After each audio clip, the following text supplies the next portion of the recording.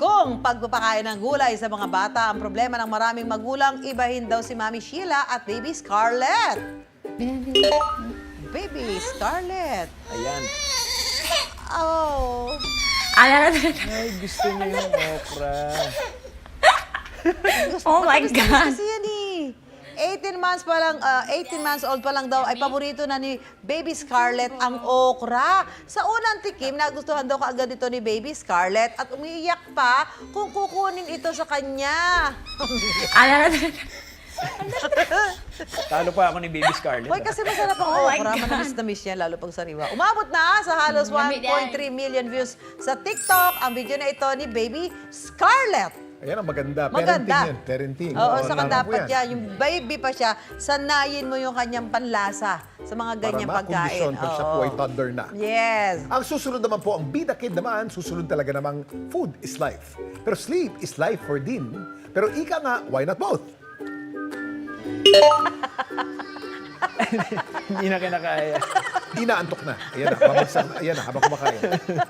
Relate much ang marami dahil kahit pa antok na si Baby Amara, ay kain galore pa rin daw ito. Eh, ganyan ako ng baby ako. Panigurado naman daw ni Mami Jess, binabantayan naman daw nila ito habang kumakain at natutulog at the same time. At Okay. at least nakakakain siya, di ba? Hindi siya umiiyak. Oops. Okay lang yan. Nakakaantok nga naman minsan Mga talaga ganyan. ang panahon. At alam mo yung mga ganyan nakikita mo dati, buti nga ngayon may mga video-video ka ng ganyan. Pagdating ng araw, pakita mo sa kanya yan. Tawa yan talaga. O ito naman, struggle ng ilang mga nagpapa-breastfeed na ina ang pag-train sa kanilang mga anak na itigil ang nakasanayan. Kaya naman nagkaroon ng usapan with Mommy Princess at Baby Zalia na itigil na ito sa breastfeeding kapag 4 years old na siya. Di ba nag-birthday ka na? Di ba pag-usap natin, kapag nag-birthday ka na, bawal ka na magdede? Ay. Oh. Di ba? Di ba?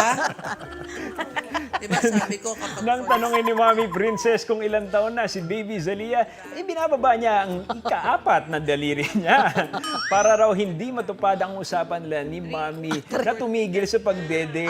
So hindi siya Ang ganda patanda. ang ganda ng mata ng bata. Oh. Pabata Ayan, siya. binababa niya Ilan taong ka ika-4. na? 3. Usapan niya. 4. Dapat kasi may kontrata. Hoy, pero kasi yung 4 years old, parang bata pa yan. Meron nga ibang mga 5 years Pero old. ang mga na. baby, very manipulative in a cute way. Alam mo, In a cute way, for Oo, survival, no? Oo, ang ganda ng kutis. O talagang sagana sa breast milk yan. Sa mga may baby na malapit sa kanilang furry friends, ito raw literal na malapit. Nang madatnan kasi ni Mami Marian si Baby Aaden, nakita nitong tulog sila parehas ng alaga nilang si Bulldog na Hershey. Para kapatid daw na nag-aalaga si Hershey, lalo pat may sakit si Baby Aaden noong panahong iyon. Ang Nakita mo, galing. no? Often misunderstood yung mga bull Di ba breeds. bait yan? Pitbull, American Bull. Oo. Kadalasan yan daw talagang pumapatay daw ng bata.